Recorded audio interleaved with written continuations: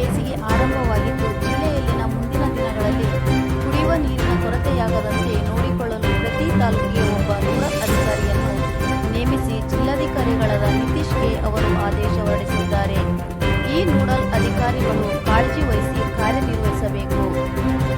ನಿಯೋಜಿಸಿದ ತಾಲೂಕುಗಳಿಗೆ ವಾರದಲ್ಲಿ ಕನಿಷ್ಠ 1 ಬಾರಿ ಭೇಟಿ ನೀಡಿ ತಹಸೀಲ್ದಾರರು, ಕಾರ್ಯನಿರ್ವಾಹಕ ಅಧಿಕಾರಿಗಳು ಹಾಗೂ ಸ್ಥಳೀಯ ಸಂಸ್ಥೆಯ ಮುಖ್ಯ ಅಧಿಕಾರಿಗಳೊಂದಿಗೆ ಅಲ್ಲಿನ ಕುಡಿಯುವ ನೀರಿನ ಪರಿಸ್ಥಿತಿ ಬಗ್ಗೆ ಚರ್ಚಿಸಬೇಕು.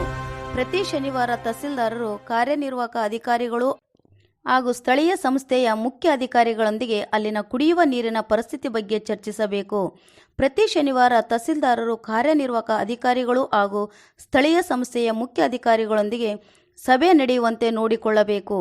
ಸಭೆಯಲ್ಲಿ ಚರ್ಚಿಸಿದ ಅಂಶಗಳನ್ನು ಜಿಲ್ಲಾಧಿಕಾರಿಗಳ ಗಮನಕ್ಕೆ ತಂದು ಕುಡಿಯುವ ನೀರಿನ ಸಮಸ್ಯೆಯನ್ನು ಪರಿಹರಿಸಿಕೊಳ್ಳಬೇಕು.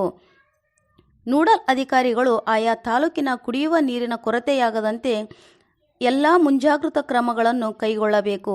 ಜಿಲ್ಲಾಧಿಕಾರಿಗಳು ಹಾಗೂ ಜಿಲ್ಲಾ ಪಂಚಾಯತ್ ಮುಖ್ಯ ಕಾರ್ಯನಿರ್ವಾಹಕ ಅಧಿಕಾರಿಗಳೊಂದಿಗೆ ಸಂಪರ್ಕದಲ್ಲಿರಬೇಕು. ಅವರುಗಳು ನೀಡುವ ನಿರ್ದೇಶನದಂತೆ ಮುಂಜಾಗೃತಾ ಕ್ರಮಗಳನ್ನು ಕೈಗೊಳ್ಳಬೇಕು. ನೋಡಲ್ ಅಧಿಕಾರಿಗಳು ತಮಗೆ ನೀಡಿದ ಜವಾಬ್ದಾರಿಗಳನ್ನು ಸರಿಯಾಗಿ ನಿರ್ವಹಿಸಬೇಕು. ಜಿಲ್ಲಾಧಿಕಾರಿಗಳ ಅನುಮತಿ ಪಡೆಯದೆ ರಜೆಯನ್ನು ಪಡೆಯಬಾರದು ಮತ್ತು ಕೇಂದ್ರ ಸ್ಥಾನ ಬಿಡತಕ್ಕಂಥದ್ದಲ್ಲ.